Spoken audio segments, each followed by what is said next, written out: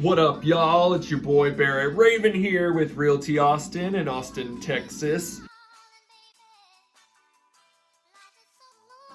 All right, so one question that we get all the time, especially from our home buyers, is like, how are property taxes determined, or what are the boundary lines for property taxes? So why are they different from one area to the next? So like, what are the boundary lines?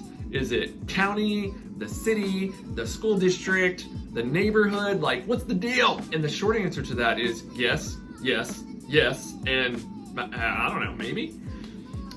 So there are lots of different taxing entities that essentially charge you a property tax, okay? So I'm looking at my own property tax breakdown for my own personal home, and the different taxing jurisdictions are Austin ISD, the City of Austin, Travis County, the Travis Central Appraisal District, Travis County Healthcare District, and the Austin Community College District. So that's 6 entities.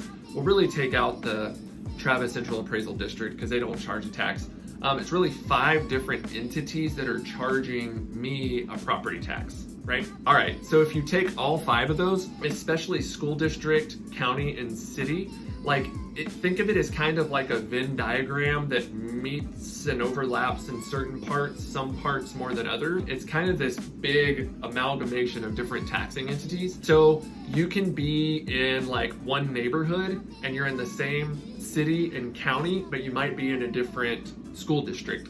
Like Wells Branch, for example. There's parts of Wells Branch that are in one school district and part that's in another, and the property tax rates are going to be different even if the home values are the same. There might be one school district that makes up a couple different counties. We'll see that from time to time. One thing to look at is, again, I'm looking at my own tax breakdown here, and the Austin Community College district tax is pretty negligible.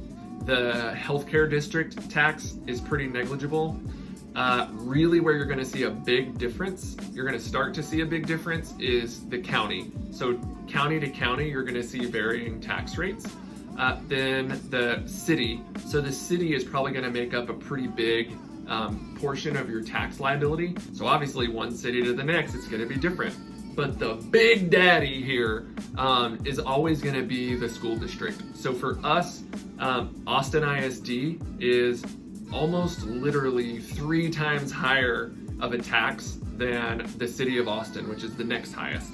Sometimes if you're in a certain neighborhood, like in Pflugerville, Round Rock, we'll see it in Cedar Park and Leander sometimes, there will be these municipal utility districts, which is like, they will charge a certain amount of tax. For the most part, it's gonna be based around school district, city, and county. That's gonna make up the bulk of your taxes. So it's super interesting that like, you might live in one neighborhood and you can have 3 different houses in the same exact neighborhood that have 3 completely different tax rates. So I hope that explains why. And that people will ask me all the time, like, yeah, so I'm thinking about moving to the Austin area. Like, what are the taxes like? And I'm like, like, it really depends, which is hard to say because it's like your property taxes is such a huge part of your house payment. But anyway, you kind of have to take it case by case. So if you have any questions about this stuff, feel free to let me know. My info will be below this video, and I hope to see y'all sooner rather than later. Bye.